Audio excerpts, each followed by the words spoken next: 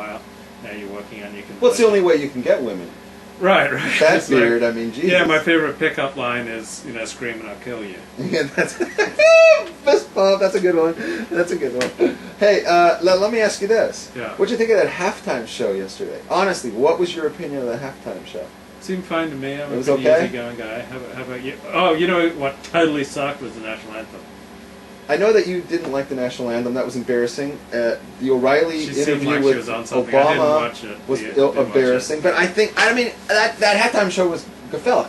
And I posted it on my Facebook right away. I said, like, what the fuck is this shit, right? And I said... And there was, like, no nudity, remember? Like No. And it was, like, 20 people, if you go on my Facebook, put a like on that I said it was the most god-awful halftime show ever. 20 people put a like on that. And there was, like, all these people, in the thread just came in and like trashed the halftime show. I wasn't alone.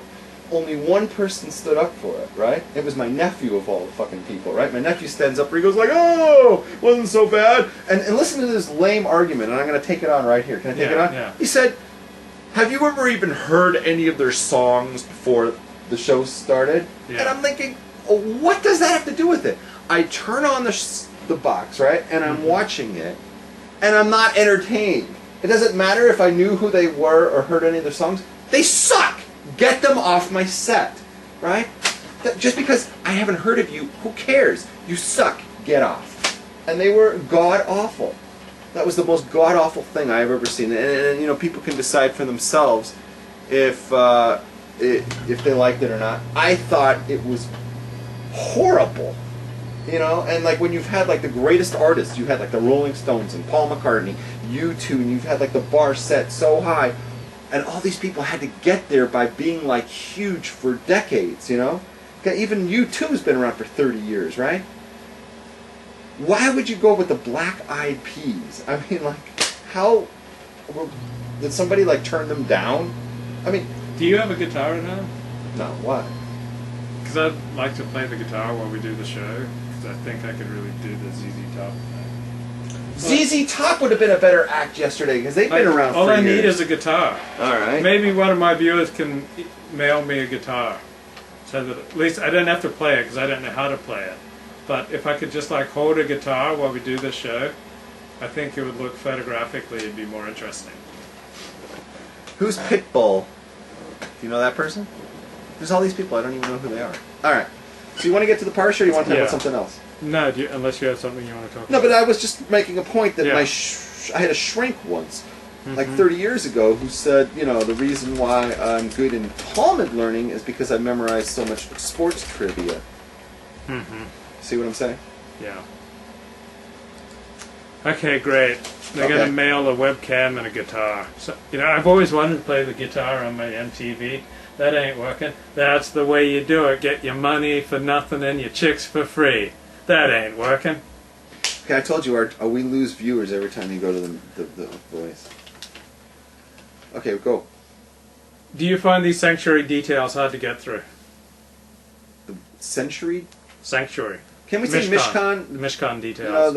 Okay. Mishkan's a Hebrew word for sanctuary for you Goyim. It's like the Holy Temple at the time. Yeah. It was a temporary holy temple before the Beis Hamikdash was built. Is it tedious? Yeah. No, it's just like, it's something you have to sit down with and try to understand, Learn Masechtas Midas. Learn the Talmud in the Tractate Midos and try to understand what's going on. Being natural is not a Torah ideal. Clothing is civilization.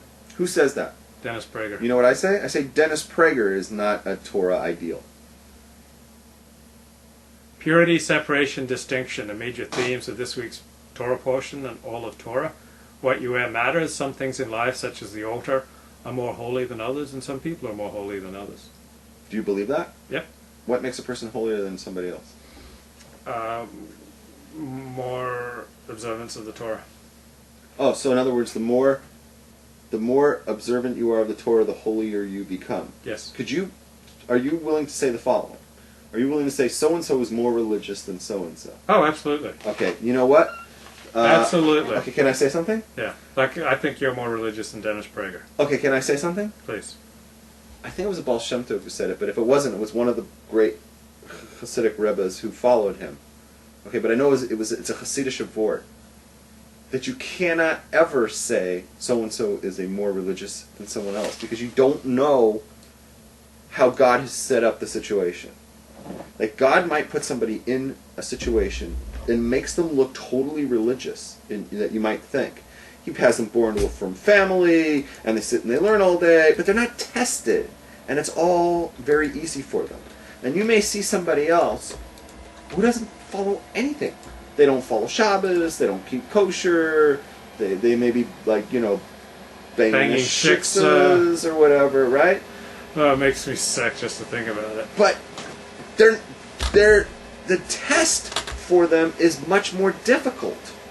They didn't grow up or whatever, but it's a huger test. What you don't see, Levi, are you following me? Yes.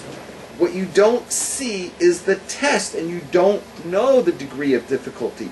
And God is making it very difficult for them. So when that person, let's say, says out of nowhere, oh, you know what, I don't really feel like, I don't feel so good about eating a cheeseburger because I feel Jewish tonight. Hey, whoa! Send shockwaves through the heavens. And you don't realize how religious that person is because you don't realize what they had to overcome just to get to that point. Okay? And you're saying, oh, but the other guy's in yeshiva all day, and he learns, and he keeps Shabbos, and he eats. And you don't know the circumstances, and you don't know the test. So the things are a facade. That's why you should never take everything at face value, because you don't know the circumstances, right? And that's why the only one who knows and who can make those kind of judgments is God himself. God's the true judge because he understands what he knows how to weigh everything. Like judgment is weights, right? The only one who really can do the true measurement is God because he's the only one who sees everything. Would you marry a black Jew? Sure, why not? Have you dated a black? Yes. What was it like? You asked me that before. You're getting boring already. What was that like? I mean, you asked me that question too because I remember my answer. But you know what my answer was? I'll answer the same exact answer. It was just like any other frummy chick I was set up with who had no business dating. That was exactly my answer. If you can find it, it's in the archives.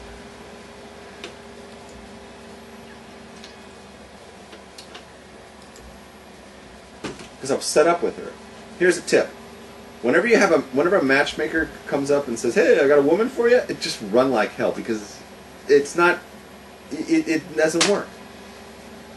Have you had that? Have you had the matchmakers come to you? No, for some reason, no matchmakers ever wanted any part of me. Oh, because they always, you know what, because they, you know where they hang out? You know where they hang out? You know where they hang out? They hang out at Torah.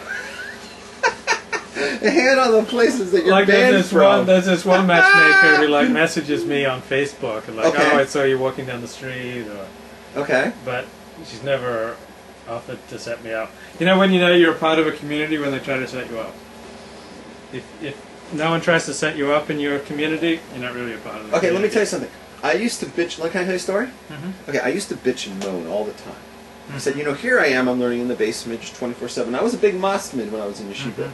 I'd get up early and I would sit and learn all day, and I was a big learner. And nobody ever came up to me and said, "Hey, you know what? You're a good learner, and I'd like to set you up with my daughter." Yeah. I wanted like all these, guys, these older men or whatever in the basement, saw me learning. I was a masmid, and you would think that they would come up to me and be thrilled to have me date their daughter. They didn't know my circumstances or anything. Why isn't that happening? Why aren't they coming to me? Why is that not happening? Mental stability is like way oversold. Like people are just looking for their own thing. Yeah. How do they know I wouldn't be unstable? They don't know anything about me. They just see me sitting there learning all day, right? Why, if you see me learning in the basement or something, why would you not want to introduce me to your daughter? So at least one person should have done that, right? Theoretically, yeah. Okay? Never happened. I used to bitch and moan about this. I'm going to say I bitched and moaned about this for more than 10 years straight. I used to always bitch and moan about it. That was like my rant. I was like, I'm being disrespected here, and here I am single, and it's going on and on and on, and nobody's setting me up with